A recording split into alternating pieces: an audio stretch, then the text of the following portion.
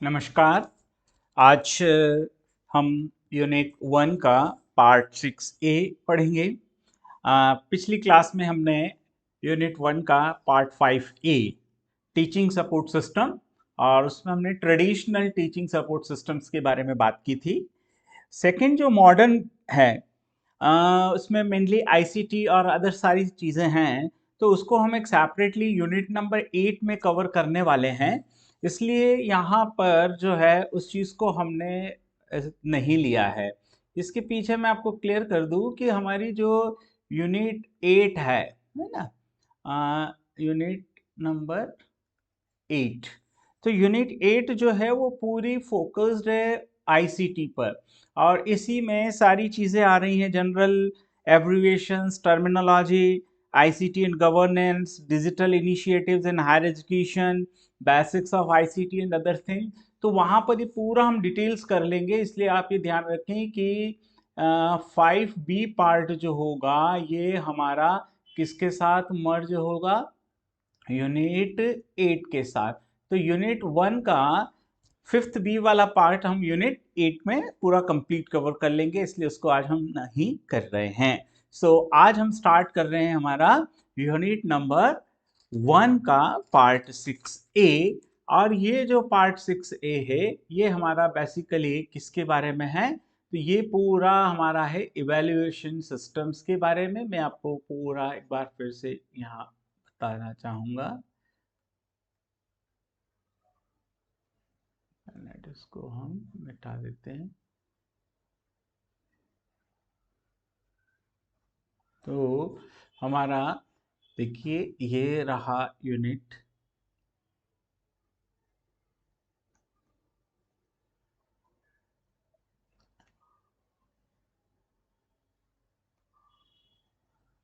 ये elements and types of evaluation, evaluation in choice based credit system CBCS. तो ये दो भाग जो है हम इसमें कवर करने का प्रयास करेंगे 6A में, और 6B में हम computer based testing and innovation in evaluation system उसमें हम बात करेंगे। हम स्टार्ट करते हैं। और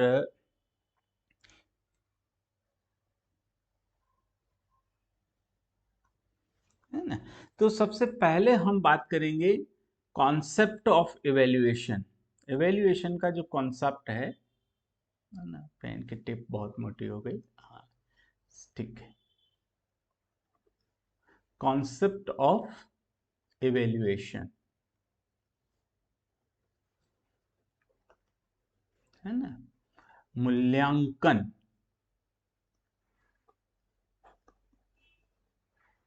की अवधारणा। यानी इवैल्यूएशन टीचिंग की जब हम बात करते हैं तो यहाँ पर टीचिंग में इवैल्यूएशन की अवधारणा, कॉन्सेप्ट क्या है, क्यों किया जाता है, वो सारी चीज़ें हैं। तो आप देखिए कि जब हम डे टू डे लाइफ की बात करते हैं, है ना, तो डे टू डे लाइफ में भी क्या होता है कि जितनी भी प्रोसेसेस हैं, हमारी लाइफ का जो भी एम है ना, तो यदि हम उसका इवैल्यूएशन नहीं करेंगे तो ऐसी स्थिति में क्या होगा, लाइफ का जो गोल है, एम जो है वही खत्म हो जाएगा। तो जब हम टीचिंग की बात करते हैं तो टीचिंग में हम लर्नर का ओवरऑल डेवलपमेंट्स की बात करते हैं, है ना। तो लर्नर में चेंज लाना ये टीचिंग का पर्पस है। तो क्या हम उस पर्पस में सफल हुए हैं? और अगर सफल हुए हैं तो वो मापदंड क्या है जिसके आधार पर हम ये कह सकते हैं कि हाँ हमारा टीचिंग सक्सेसफुल रहा? तो इसीलिए हमको जो है इवैल्यूएशन करने की आवश्यकता होती है। तो evaluation play an enormous role in teaching learning process. यानी टीचिंग और लर्निंग की जो प्रोसेस है इसमें मूल्यांकन जो है एक महत्वपूर्ण भूमिका अदा करता है। और ये भूमिका जो होती है इससे हमें ये पता चलता है कि जो वैल्यूज, जजमेंट, एक्सपीरियंस है ना, अचीवमेंट ऑफ स्टूडेंट्स और साथ ही साथ all field activities of education जो है, हमने एजुकेशन में यानी टीचिंग में हमने जो कुछ किया है, जो एक्टिविटीज हमने परफॉर्म की हैं, क्या हम उन परफॉर्मेंस को मेजर करके ये कहने की स्थिति में आ गए हैं कि हाँ हमारा टीचिंग सक्सेसफुल रहा है? तो यहाँ पर एजुकेशन सिस्टम्स में जब हम एवेल्यूएशंस को पढ़ेंगे तो हम वन बाय वन इन 4 चीज़ों पर मेजर गौर करेंगे। सबसे पहला है हमारा टीचिंग और दूसरा है हमारा करिकुलम, करिकुलम, और थर्ड है society, and the fourth one is parents. यानी जब हम इवेल्यूएशन की बात करते हैं तो इवेल्यूएशंस की बात करने पर हम इस एंगल से इवेल्यूएशंस को चेक करेंगे। फर्स्ट हमारा टीचिंग, तो ये टीचिंग जो है वो हमारा इफेक्टिवनेस रहा नहीं रहा, है ना, ये हमें फीडबैक प्रोवाइड कराता है। किसके बारे में फीडबैक प्रोवाइड कराता है? तो जब हम इवेल्यूएशंस करते हैं तो हमारा टीचिंग वाला जो पार्ट है, तो ये टीचिंग वाला पार्ट हमें क्या बताएगा इसमें जब हम इवेल्यूएशन कर रहे हैं, तो ये हमें बताता है अबाउट द फीडबैक, है ना। तो ये फीडबैक किसका होता है? तो feedback about the teaching as well as learning, है ना। ऐसा नहीं है कि वन वे ट्रैफिक वाली बात नहीं है। क्यों? क्योंकि टीचर टीचिंग करेगा, लर्नर लर्निंग करेगा, तो टीचर ने जो टीच किया है वो लर्नर तक प्रॉपर वे में गया है या नहीं गया है, ये फीडबैक हमें मिलेगा। किसके कारण मिलेगा? Because of the evaluation. तो इवेल्युएशन टीचिंग के पॉइंट ऑफ व्यू से जब हम बात करते हैं तो ये हमें एक फीडबैक प्रोवाइड कराता है, और ये फीडबैक होता है about the teaching and learnings. फिर आता है करिकुलम, है ना, पाठ्यक्रम। तो इवेल्युएशन करना क्यों जरूरी है ना। आप अभी देख रहे होंगे कि एनसीएफ, नेशनल करिकुलम फ्रेमवर्क, और एनईपी 2020 न्यू एजुकेशन पॉलिसी, तो न्यू एजुकेशन पॉलिसी में बहुत बड़े ट्रिमेंडस चेंजेस किए गए हैं। तो अब आप सोच रहे हो कि ये जो चेंजेस आए ये कैसे आए हैं?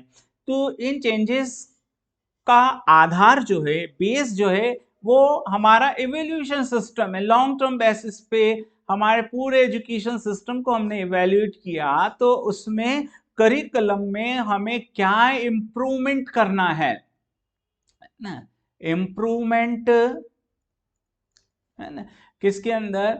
इन कोर्स और करिकुलम। तो पाठ्यक्रम या पाठ्यक्रम की जो विषय वस्तु है उसमें समय के साथ इंप्रूवमेंट करना, सुधार करना, ये तभी पॉसिबल होगा जब हम क्या कर पाए हैं? इवैल्यूएशन कर पाए। तो इवैल्यूएशन इसलिए आवश्यक है क्योंकि ये हमें इम्प्रूवमेंट के लिए सजेशंस प्रोवाइड करता है, और फिर ऑन द बेसिस ऑफ दो सजेशंस और feedback we will change the course and curriculum. फिर इसमें नेक्स्ट जो स्टैक होल्डर्स है वो क्या है? सोसाइटी, है ना, समाज। We are the integral part of the society, हम समाज का एक अभिन्न अंग है ना, चाहे हम टीचर्स की बात करें चाहे हम लर्नर्स की बात करें।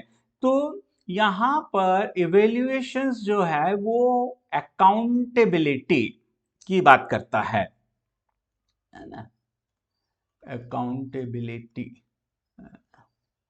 जिम्मेदारी, है ना, या जवाबदेही। जिम्मेदारी तो रिस्पॉन्सिबिलिटी हो जाता है, इसके बजाय सही शब्द क्या होगा? जवाबदेही, अकाउंटेबिलिटी।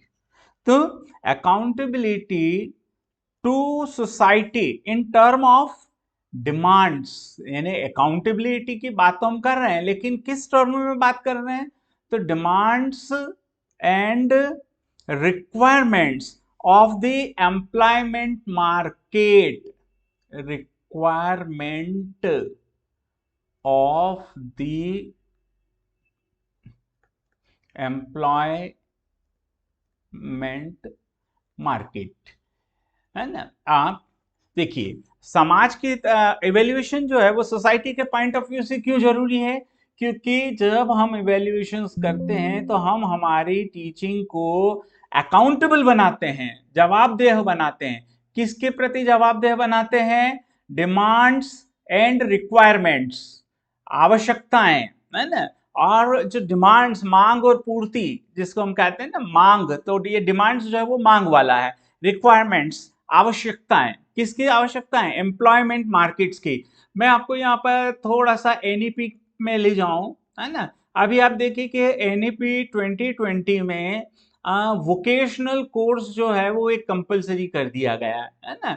वोकेशनल कोर्स, ट्रेडिशनल जो आपके मेन सब्जेक्ट्स होते थे उनको हमने मेजर, माइनर और ओपन इलेक्टिव इनमें डिवाइड कर दिया, है ना। फाउंडेशन कोर्स भी हमारा है ही, लेकिन साथ में एक वोकेशनल कोर्स जिसके अंदर पर्सनालिटी डेवलपमेंट है, डिजिटल मार्केटिंग है ना, डेस्कटॉप पब्लिशिंग है, बागवानी है, बहुत सारे वेरियस कोर्सेस आर अवेलेबल। तो ये जो कोर्सेस है ये क्यों इंट्रोड्यूस किए गए? बिकॉज ये डिमांड है सोसाइटी की। तो अगर हमारा एजुकेशन सिस्टम हम इवैल्यूएशन नहीं करेंगे तो हम इस चीज के प्रति, यानी समाज की जो आवश्यकताएं हैं उसके प्रति अवेयर नहीं हो पाएंगे। तो इसीलिए जो है सोसाइटी की डिमांड्स और रिक्वायरमेंट्स जो हैं उसके प्रति अकाउंटेबल होना, उसके प्रति जवाबदेह होना। और फिर अगला जो लास्ट, जो फोर्थ पिलर जो आता है वो क्या है आपका? पेरेंट्स, अभिभावक, है ना। पेरेंट्स, अभिभावक। तो इवेल्युएशन सिस्टम में अभिभावक जो है ये क्या करता है? Need of regular reporting to parents. आप लर्नर जो है ना, लर्नर मतलब आपका स्टूडेंट्स। स्टूडेंट्स जो है वो कहाँ आ रहा है? स्कूल आ रहा है, या कॉलेज आ रहा है, या यूनिवर्सिटी आ रहा है। पेरेंट्स अपने बच्चे को जब यहाँ भेज रहा है तो पेरेंट्स क्या चाहता है? इसमें सुधार। टीचर जो है on behalf of school, college या यूनिवर्सिटी, वो भी इसमें क्या करना चाह रहा है? सुधार। तो जब पेरेंट्स सुधार की गुंजाइश में, सुधार की उम्मीद में, विकास की उम्मीद में अपने बच्चे को, अपने कहना चाहिए लड़के या लड़की को, कहाँ भेज रहा है वो? स्कूल, कॉलेज या यूनिवर्सिटी। किसके पास? टीचर्स के पास। तो क्या उसकी जो अभिलाषाएं थी या वो जैसा एक्सपेक्टेशंस रखता है वो फुलफिल हुआ है या नहीं हुआ है? तो फुलफिल हुआ है या नहीं हुआ है तो वो टीचर्स के कहने से थोड़ी ना पेरेंट्स मान जाएगा कि नहीं साहब आपका बच्चा तो बहुत अच्छा परफॉर्म कर रहा है। फिर बहुत अच्छा परफॉर्म कर रहा है, उसका आपके पास बेस क्या है? तो वो अच्छा परफॉर्म कर रहा है या नहीं कर रहा है, इसके लिए आपको क्या चाहिएगा? एक इवैल्यूएशन सिस्टम चाहिएगा, एक मूल्यांकन की पद्धति चाहिए। तो इस तरह से हम जब बात करते हैं इवैल्यूएशन की तो इसमें हमारे पास चार कहना चाहिए डायमेंशंस पे हम इसको इवैल्यूएशन सिस्टम्स को देखते हैं। एक है हमारा टीचिंग, दूसरा है हमारा करिकुलम, पाठ्यक्रम, है ना। तीसरा है हमारा सोसाइटी, और चौथा है हमारा पेरेंट्स। ये इनके पॉइंट ऑफ व्यू से, इनके कंसर्न को देखेंगे, इनके परसेप्शन को जब हम समझेंगे तब जाके हम इवैल्यूएशन को, मूल्यांकन की अवधारणा को समझ पाएंगे। तो आप देखिए कि इसमें टीचिंग के पॉइंट ऑफ व्यू या परसेप्शन से अगर हम देखें तो क्या बात निकल के सामने आ रही है कि भाई इवैल्यूएशन सिस्टम से हमें फीडबैक मिलता है, और फीडबैक मिलता है कि हमारा टीचिंग और स्टूडेंट्स या लर्नर का लर्निंग, तो both the process, teaching process as well as the learning process, वो सही डायरेक्शंस में जा रहे हैं या नहीं जा रहे हैं, ये कौन बताएगा हमें? ये इवैल्यूएशन सिस्टम बताएगा। अब आता है कोर्स या करिकुलम। तो कोर्स या करिकुलम जो है उसमें हमें बदलाव की आवश्यकता है। किस प्रकार के बदलाव की आवश्यकता है भी या नहीं है, ये सारी चीजें हम कब प्रेडिक्ट कर पाएंगे? जब हम एक इवैल्यूएशन सिस्टम को डिजाइन करेंगे या एक पर्टिकुलर इवैल्यूएशन सिस्टम्स को फॉलो करेंगे। देन आता है सोसाइटी। तो सोसाइटी एजुकेशन का एक मतलब तो है कि overall development of the learner और स्टूडेंट्स, लेकिन उसके साथ एक और बड़ी चीज क्या निकल के आती है कि एटलीस्ट हम अपने लर्नर को, अपने स्टूडेंट्स को हम क्या बनाना चाह रहे हैं, एम्प्लॉयबल बनाना चाह रहे हैं, है ना, रोजगार के योग्य बना रहे हैं। तो रोजगार के योग्य बना रहे हैं तो जो एम्प्लॉयमेंट का मार्केट है, एम्प्लॉयमेंट मार्केट की डिमांड क्या है, उस डिमांड के अकॉर्डिंगली अगर हमारा एजुकेशन सिस्टम काम कर रहा है तो ठीक, नहीं कर रहा तो हमें चेंज करना पड़ेगा। तो वो हमारा इवेल्युएशन सिस्टम ही तो हमें बताएगा। इसके बाद आता है पेरेंट्स, अभिभावक। तो पेरेंट्स जो है, हम पेरेंट्स ने अपने बच्चे को एजुकेशनल इंस्टीट्यूट्स में लर्निंग करने के लिए भेजा, वहां पर टीचर्स ने उसको टीचिंग किया, तो टीचिंग और लर्निंग से स्टूडेंट में जो चेंजेस आया है, तो हम वो चेंज को कैसे सोसाइटी के सामने, पेरेंट्स के सामने कैसे रखेंगे। भाई सोसाइटी के सामने तो इस तरह से होगा कि भाई वो एम्प्लॉयबल हो गया। पेरेंट्स पेरेंट्स के लिए एक एम्प्लॉयबिलिटी तो एक फैक्टर है, लेकिन वो तो फाइनल है, वो तो लास्ट का जो फ्रूटफुल रिजल्ट्स है। लेकिन ड्यूरिंग द प्रोसेस, यानी आप एम्प्लॉयबल हो या नहीं ये कब पता चलेगा, जब आपका डिग्री कंप्लीट हो गया है, जब आपका सिलेबस कंप्लीट हो गया है। लेकिन स्टार्टिंग से लेके उस प्रोसेस तक पहुंचने में, मान लिया कि यूजी आपका है ना, तो यूजी आपका 3 साल का है, तो first year, second year and आपका ये थर्ड फाइनल ईयर, यहाँ आके उसको एम्प्लॉयमेंट मिला, तो सोसाइटी ने तो अकाउंटेबिलिटी चेक कर ली कि भाई ये देखो after completing 3 years under graduate course जो है वो एम्प्लॉयबल हो गया। लेकिन पेरेंट्स को हम ये थोड़ी ना बोलेंगे कि 3 साल बाद हमसे बात करना। पेरेंट्स तो हमसे क्या करेगा, पहले साल ही पूछेगा कि भाई क्या हुआ, बच्चा सीख रहा है या नहीं सीख रहा। हो सकता है कोई जागरूक पेरेंट्स होगा तो वो क्या होगा, हर महीने हमसे कांटेक्ट करेगा और हर महीने हमको उसकी रिपोर्ट्स बतानी पड़ेगी कि वो कहाँ पिछड़ रहा है, कहाँ नहीं पिछड़ रहा है। और अगर मान लिया ऐसा नहीं भी हुआ, तो एटलीस्ट जब वो फर्स्ट ईयर की एनुअल एग्जाम्स देगा, तो वो सेकेंड ईयर में जब जाएगा तो उसके यहाँ पर ग्रेड्स कितने आए, उसके मार्क्स कितने आए, वो उसके 12th के मार्क्स और ग्रेड से उसको कंपेयर करेगा और वो देखेगा कि सुधार हुआ है या नहीं हुआ। तो अब वो सब चीज हम कब बता पाएंगे, जब हमारे पास इवेल्युएशन सिस्टम होगा। तो दैट्स वाई इवेल्युएशन सिस्टम जो है, मूल्यांकन का जो पद्धति है या मूल्यांकन प्रक्रिया जो है वो बहुत जरूरी है। तो इसमें जब हम इवेल्युएशन करते हैं तो हम मेनली इन इन बातों की ऊपर फोकस करेंगे। पहला, इवेल्युएशन का ऑब्जेक्टिव, उद्देश्य, है ना, ऑब्जेक्टिव्स। देन फिर है लर्निंग एक्सपीरियंस, लर्निंग एक्सपीरियंस, फिर है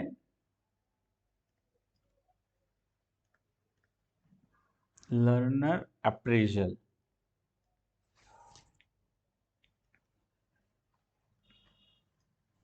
लर्नर अप्रेजल, है ना। इसको हम क्या कहते हैं, अधिगम। लर्निंग को हम क्या कहते हैं, अधिगम। तो ये हो जाएगा आपका अधिगम उद्देश्य, है ना, अनुभव, यहाँ पे एक्सपीरियंस है ना, तो अधिगम अनुभव। और यहाँ पर क्या है, लर्नर के लिए हम क्या बात कर रहे हैं, इसके अप्रेजल्स की बात कर रहे हैं ना। तो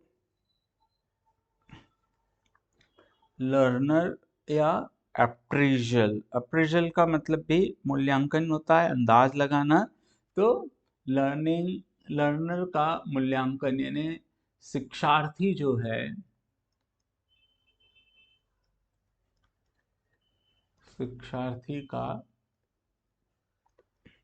मूल्यांकन। अब ये आपका हो गया 1 नंबर, 2, 3, और चौथा आ जाएगा आपका खुद इन तीनों में रिलेशनशिप, रिलेशनशिप बिटवीन 3। कौन से 3, ये।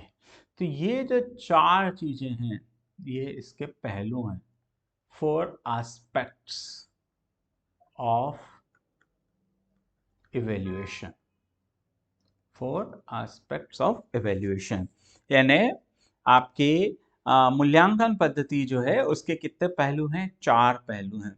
तो ये जो 4 पहलू हैं, तो हम इसको कैसे समझेंगे, ये एक हो गया, ठीक है। तो ये तो हो गया भाई मूल्यांकन का ऑब्जेक्टिव। ये हो गया आपका लर्निंग एक्सपीरियंस, और ये हो गया लर्नर्स अप्रेजल। और इन तीनों का जो संबंध है वो एक सर्कल में बन गया। तो ये जो सर्कल में बना है ना। स्मार्ट पेन ले लेते हैं तो एक ही बार में ये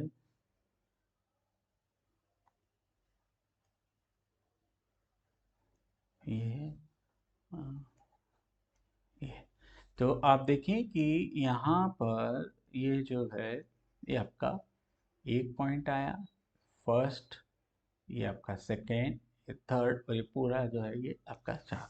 तो there are four aspects of the evaluation, है ना।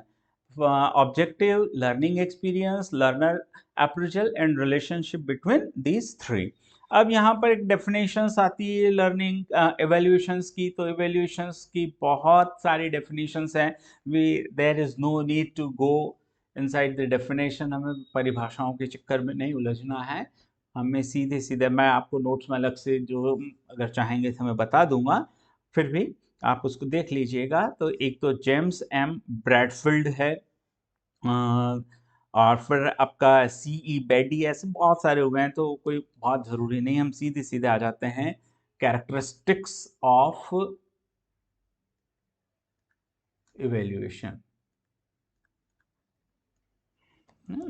इवेल्युएशंस के कैरेक्टरिस्टिक्स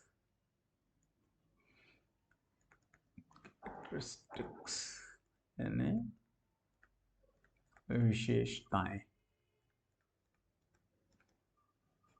किसकी विशेषताओं की बात कर रहे हैं हम? मूल्यांकन पद्धति या मूल्यांकन कार्य की इवेल्युएशन की विशेषताएं। तो अलग अलग पहली विशेषता की हम बात करें फर्स्ट, तो इवेल्युएशन जो है implies a systematic process which omits the casual uncontrolled observation of peoples, है ना। ये क्या करता है? ये एक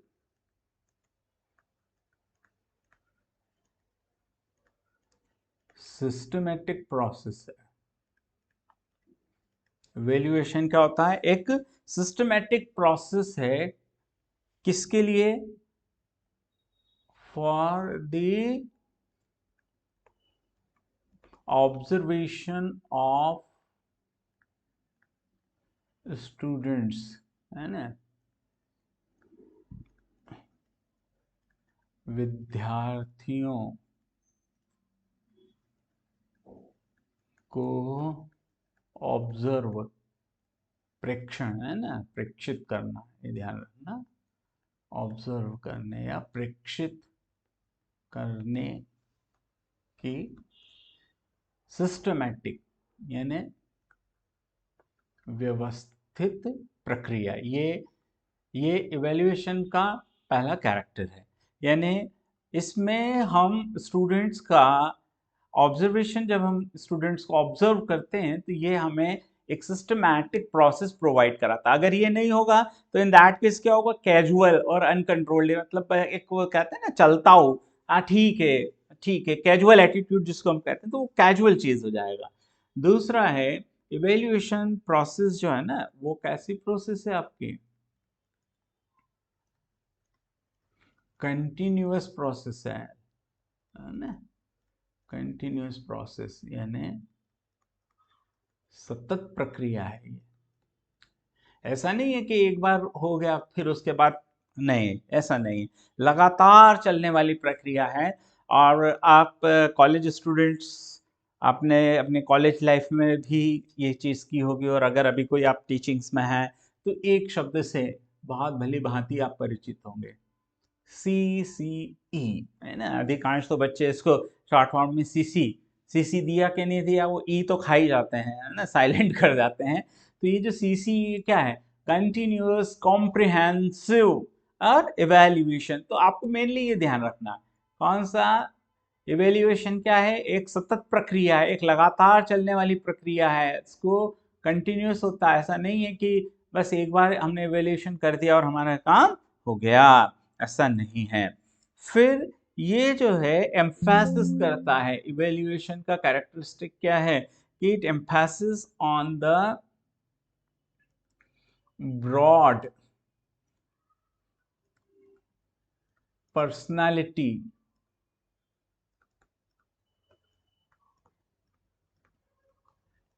चेंजेस, है ना, यानी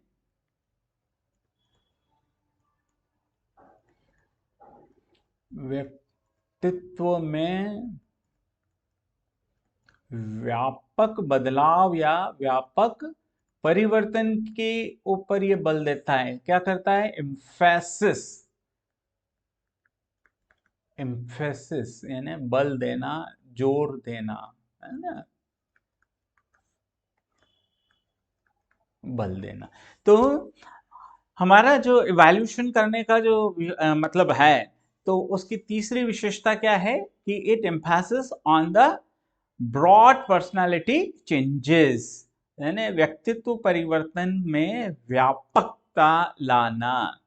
चौथा जो है ये क्या है, वही वाली चीज है कि तो इवेल्युएशन ऑलवेज एज्यूम कि एजुकेशन ऑब्जेक्टिव्स जो है वो आइडेंटिफाइड और डिफाइंड कर लिए गए। Evaluation always assumes that educational objectives have previously have been identified and defined, यानी identified and defined previously, पूर्व में ही निर्धारण और परिभाषित, है ना। इसका अर्थ क्या हुआ कि इवेल्युएशन ऐसा नहीं है कि हमने इवेल्युएशन चालू कर दिया और हमारे उसके आउटकम्स और उसके बारे में पता ही नहीं, पहले से ऑलरेडी वो क्या होता है, प्री डिसाइडेड होता है। तो प्री आइडेंटिफाइड एंड डिफाइंड, ये कैरेक्टरिस्टिक्स किसका है? इवेल्युएशंस का। फिर आता है आपका नेक्स्ट, इसको डार्क लेते हैं।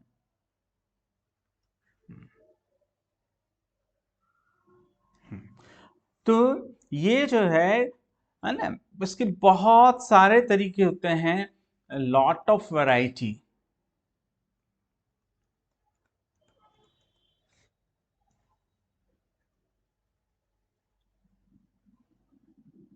ए लॉट ऑफ वैरायटी,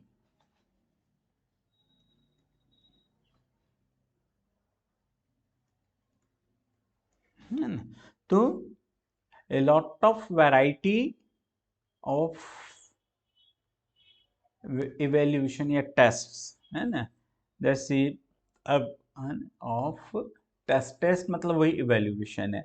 तो उसमें आप देखें कि आपका एक होता है एनालिटिको, सिंथेटिक, ह्यूरिस्टिक, एक्सपेरिमेंट्स, सोशियोमेट्रिकल, बहुत सारी टेक्निक्स है। तो आपको टेक्निक्स याद रखने की आवश्यकता नहीं, बस जस्ट आप ये ध्यान रखें कि यहाँ पर जब हम मूल्यांकन करने बैठते हैं किसी का, तो हमारे पास मूल्यांकन करने के बहुत सारे तरीके होते हैं, और उन तरीकों के बारे में मैं आपको अलग से डिटेल नोट्स में इसके बारे में हम बात करेंगे। फिर भी कुछ चीज़ें आप विशेष ध्यान रख लें।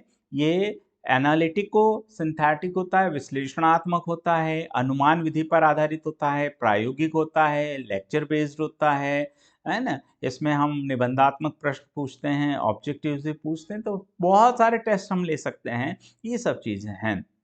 उसके बाद है ये इवैल्यूएशन जो है डिटर्मिनेशन है of congruence between the performance and objectives, है ना। देखिए, आप जब लर्निंग या टीचिंग कर रहे हैं तो उसका टीचिंग का क्या है, आपके पास एक पर्पस है, एक ऑब्जेक्टिव है ना।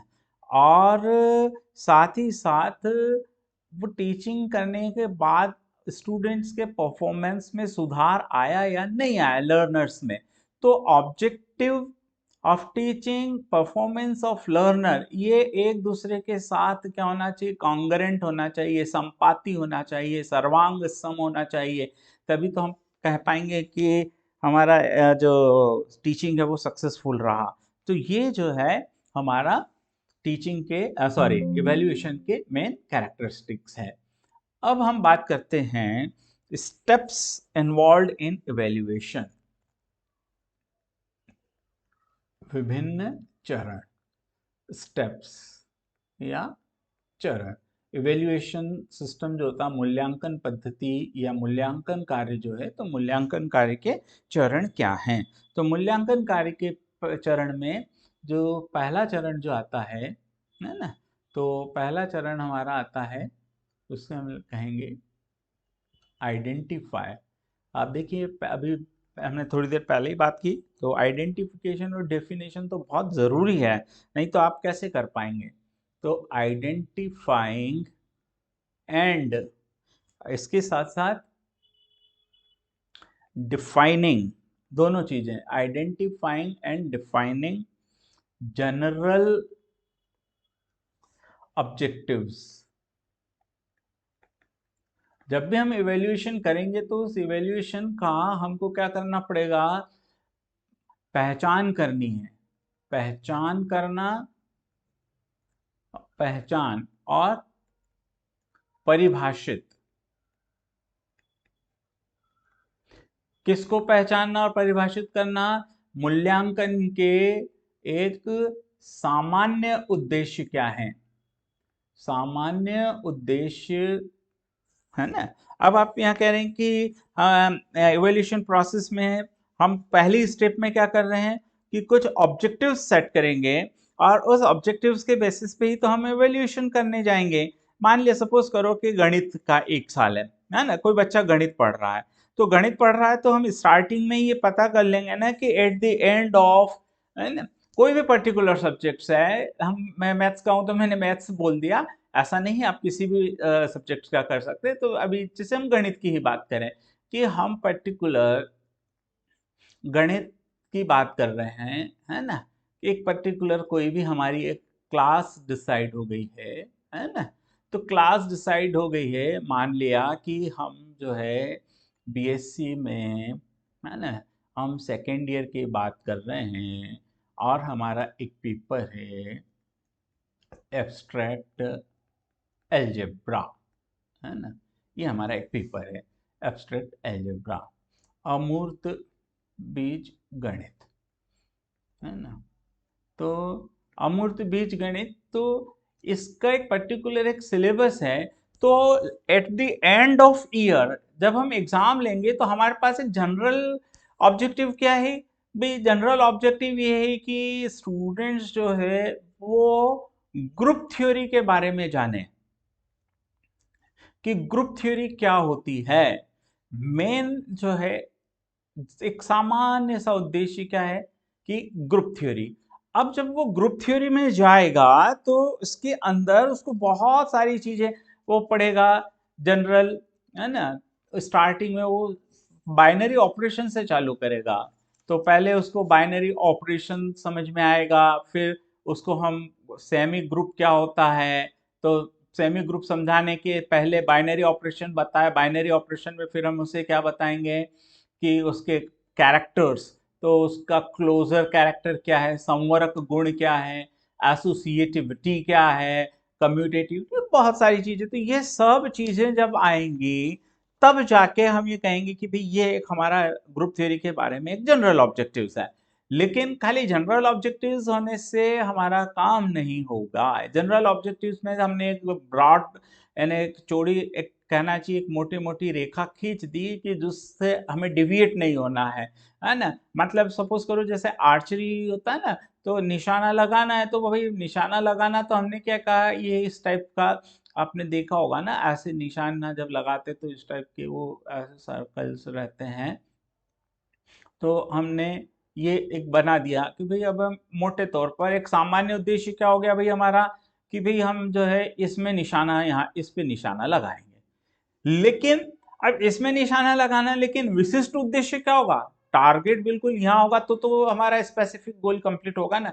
ठीक है, मोटे मोटे तौर पर हम कह रहे हैं कि भाई हम यहाँ जाएंगे, यहाँ कहीं भी लग सकता है, नंबर भी काउंट हो जाएंगे, लेकिन हमारा मेन पर्पस क्या है, फोकस तो यहाँ है ना।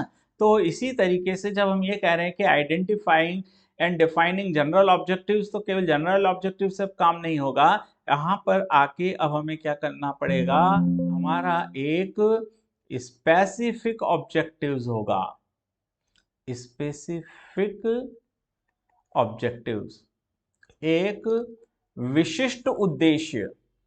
तो आप देखें कि जो पहला स्टेप है, पहले स्टेप में हम क्या कर रहे हैं, identifying and defining general objectives, और सेकेंड स्टेप में हम क्या कर रहे हैं, identifying and defining the specific objective. उसके बाद थर्ड स्टेप्स हमारे पास आती है, वो थर्ड स्टेप्स है सेलेक्टिंग टीचिंग पॉइंट्स, selecting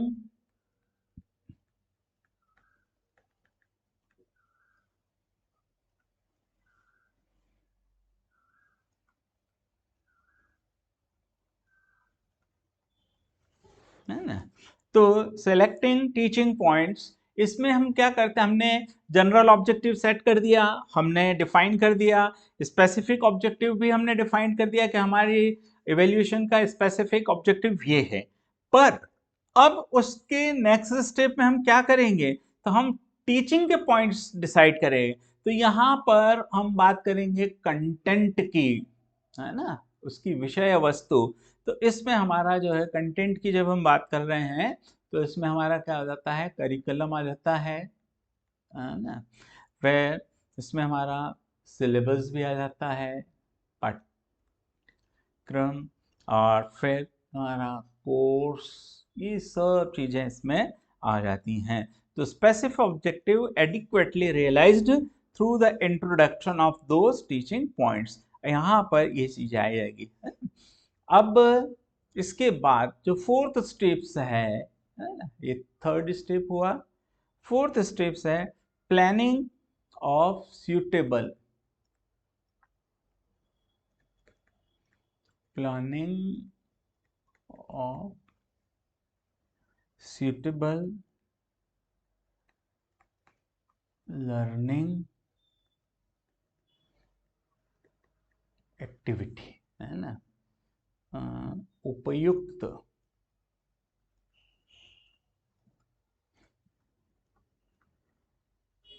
अधिगम क्रिया की योजना, ये हमारा नेक्स्ट फोर्थ स्टेप के बाद नेक्स्ट में क्या होगा, हमें हमारा स्टूडेंट्स जो है तो उसके माइंड हम उसका पॉइंट ऑफ व्यू भी देखना है, और टीचिंग का भी पॉइंट। देखिए पहले हमने क्या किया, एक जनरल ऑब्जेक्टिव सेट किया, फिर स्पेसिफिक ऑब्जेक्टिव सेट किया, अब उस स्पेसिफिक ऑब्जेक्टिव के लिए हमने टीचिंग के जो पॉइंट्स थे उन पे फोकस किया, उनको सिलेक्ट किया। After selecting the teaching points, अब हम क्या करेंगे, एक सूटेबल लर्निंग एक्टिविटी की प्लानिंग करेंगे, और सूटेबल लर्निंग एक्टिविटी प्लान करने के बाद फिर हम बात करेंगे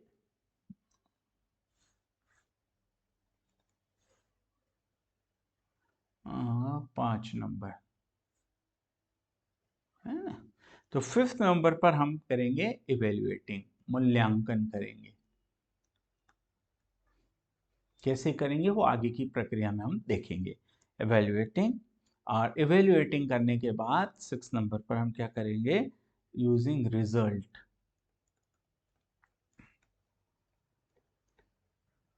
यूजिंग रिजल्ट एज फीडबैक। तो फीडबैक के रूप के लिए हम ये रिजल्ट्स करेंगे। अब ये जो है इसके बाद की चीजें देखो, यहाँ तक का आपको क्लियर हो जाना चाहिए, क्योंकि वो असली मजा अब आने लगेगा आपको, क्योंकि ये केवल एक हम अभी सब्जेक्ट के अंदर घुसे हैं, एंट्री हुई है। तो एवेल्युएशन के कितने स्टेप्स होते हैं वो आपको देखना है, और इनका हायरार्की ऑर्डर है वो आपको याद रखना है। तो आप देखें कि इवेल्युएशन सिस्टम्स के अगर हम देखें तो कितने स्टेप्स हैं, 6 स्टेप्स हैं। फर्स्ट स्टेप में हम क्या करते हैं, identifying and defining the general objective, सामान्य उद्देश्य, है ना, सामान्य उद्देश्य की पहचान करना और उस उद्देश्य को परिभाषित करना, ये हमारा पहले स्टेप है। सेकेंड स्टेप में हम क्या करते हैं, identifying and define the specific objective, विशिष्ट उद्देश्य की पहचान करना और परिभाषित करना। पहले हमारा क्या था, सामान्य उद्देश्य था। फिर हम क्या करते हैं, तो इसके बाद हम जो टीचिंग वाला पार्ट आता है ना, थर्ड जो है वो है सिलेक्टिंग टीचिंग पॉइंट्स, है ना, सिलेक्टिंग टीचिंग पॉइंट्स। चौथे नंबर पर हम क्या करते हैं, प्लानिंग करते हैं। किसकी प्लानिंग करते हैं, लर्निंग एक्टिविटी जो सूटेबल हो, सूटेबल लर्निंग एक्टिविटी।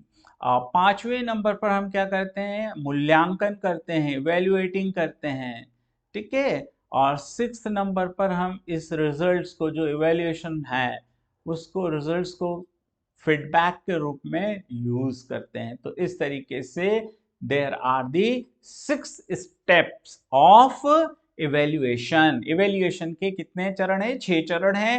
पहले चरण में सामान्य उद्देश्य को पहचाना जाएगा और परिभाषित किया जाएगा। दूसरे में हम उसके विशिष्ट उद्देश्य को परिभाषित करेंगे। तीसरे में हम सिलेक्ट करेंगे टीचिंग पॉइंट्स को, जिसमें कंटेंट, करिकुलम, सिलेबस, ये सब सारी चीजें आती हैं। और चौथे नंबर पर हम क्या करेंगे, एक सूटेबल लर्निंग एक्टिविटी, उपयुक्त अधिगम क्रिया की योजना निर्धारित करेंगे। पांचवें में हम इवैल्यूएटिंग करेंगे, इवैल्यूएशन करेंगे, उसका मूल्यांकन करेंगे। और लास्ट स्टेप में हम क्या करेंगे, रिजल्ट को एक फीडबैक के रूप में यूज करेंगे। तो आई होप कि आपको ये सब चीजें समझ आई होंगी। नेक्स्ट लेक्चर में हम इसके आगे का भाग देखेंगे। Thank you for watching me.